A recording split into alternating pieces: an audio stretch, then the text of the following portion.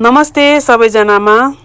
आजको यस भिडियो मार्फत तपाईहरुलाई गोलभेडाको चोर हाँगा कसरी पत्ता लगाउने र कसरी कटिङ गर्ने भन्ने विषयमा रहेको छ।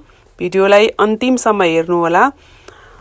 र यो गोलभेडाको बिरुवामा धेरै हाँगाहरू हामीले देखिरहेका छौं। यो हाँगाहरू सबै हामीले कटिङ गर्नुपर्ने हुन्छ, जसले हामी चोर हाँगा भन्छौं। र यो चोर हाँगा यसरी कटिङ के को आधारमा गर्ने त भन्ने मेन इस्यु हो। र यो चोर हाँगा सबभन्दा सजिलो चिन्ने तरिका भनेको सुरुमा दाना लाग्नको लागि जति पनि फूल फुलेको हुन्छ त्यो फूल फुलेको भन्दा मुनिको हाँगा राख्ने, जसले हामी भी आकार भन्छौं।